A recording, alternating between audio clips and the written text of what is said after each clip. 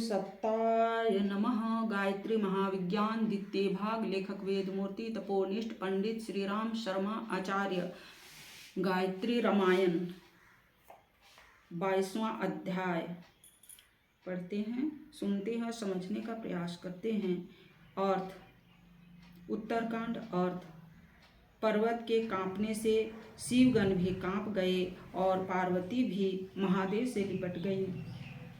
आधार के विचलित हो जाने पर ऊपर स्थित अन्य सब वस्तुएं भी विचलित हो जाती है, चाहे वे कितनी ही बड़ी क्यों न हो। भूकंप आता है तो पृथ्वी पर रखी हुई सब वस्तुएं डावाडोल हो जाती है। मनुष्य अपने दृष्टिकोण को जैसा निर्धारित कर लेता है, उसी के अनुसार उससे संसार की वस्तुएं, क्रियाएं, घटनाएं तथा परिस्थितियां भली या बुरी लगती है। पर यदि पूर्व दृष्टिकोण बदल जाए और उसके स्थान पर नए प्रकार से सोचने की प्रणाली प्राप्त हो जाए, तो पहली रुचि बदल जाने के कारण सब कुछ बदला मालूम देता है।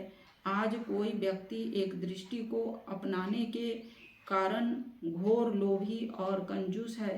यदि उससे कल ही कोई नई दृष्टि मिल जाए तो वह उच्च कोटि का त्यागी हो सकता है। इसी प्रकार उल्टा परिवर्तन हो जाए तो त्यागी से लोभी भी बना जा सकता है।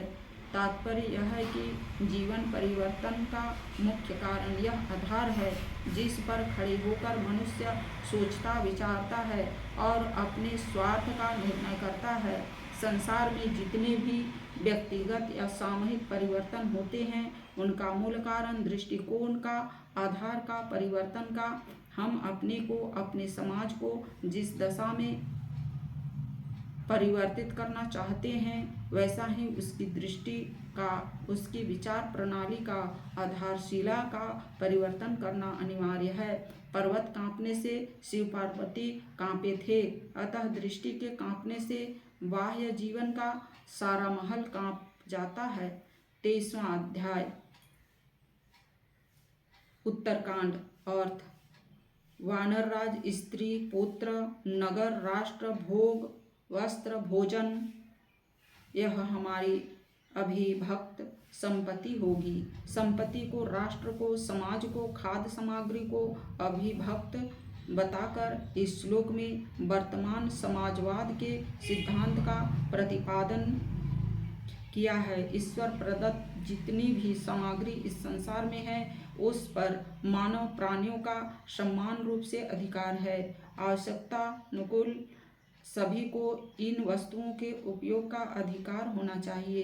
इन्हीं सिद्धांतों पर समाजवाद की सारी आधारशिला खड़ी की गई है। संपत्ति को बांटकर अपने व्यक्तिगत कब्जे में कर लेने का इस श्लोक में विरोध है और समाज तथा व्यक्ति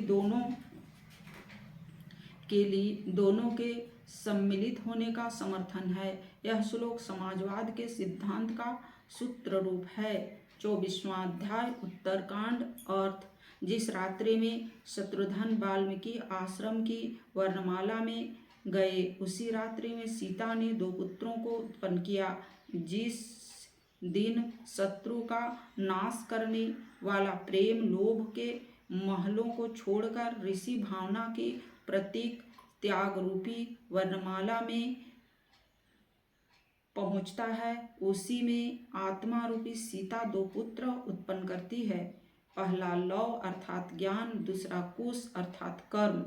निस्वार्थ निर्मल प्रेम जब संसार भर में शत्रुता का भाव हटा देता है, सबको अपना समझकर सबके लिए सद्भाव धारण कर लेता है, तो उसका स्वाभाविक फलितार्थ यह होता है कि वह व्यक्ति भोग और संग्रह की वासनाएं त्याग कर संयम और त्याग की नीति अपना लेता है। यही शत्रुघ्न का वाल्मीकि जी की वर्णमाला में पहुंचना है। ऐसी स्थिति प्राप्त होने पर आत्मा में सद्ज्ञान का प्रकाश होता है और वह सत्कार्य में प्रवृत्त रहती है। यही सीता का 2 पुत्र प्रसव करना है। यही आत्मोन्नति की 2 परम सिद्धावस्था है। गायत्री रामायण के पिछले 24 श्लोकों में धर्म, नीति, समाज, स्वास्थ्य, अध्यात्म आदि के रहस्यों का उद्घाटन किया गया है, रास्ता दिखाया गया है। इस अंतिम श्लोक में यह बता दिया गया है कि उन पर आचरण करने से अंतिम स्थिति में क्या परिणाम उपस्थित होता है। अंत में सीता के 2 पुत्र उत्पन्न होते हैं। आत्मा की गोदी सद्ज्ञान और सत्कर्म रूपी 2 पुत्रों के से भर जाती है।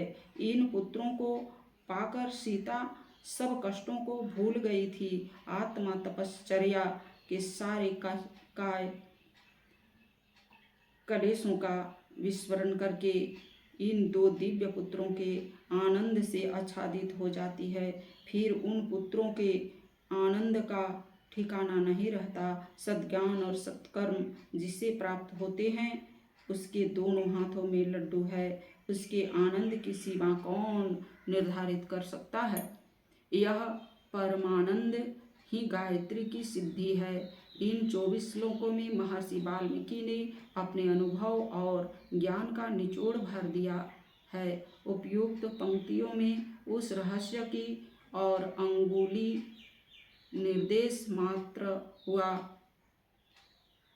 विज्ञ विचारक इन 24 सूत्रों में छिपे रहस्यों पर स्वतंत्र चिंतन करके तो उन्हें बड़े बड़े अद्भुत ज्ञान रत्न इनमें छिपे हुए मिले। ओम भूर्भुवस्सुः तत्सवितुर्वरेण्यं भर्गो देवस्य धीमहि धियो यो नः प्रचोदयात्। ओम शांति।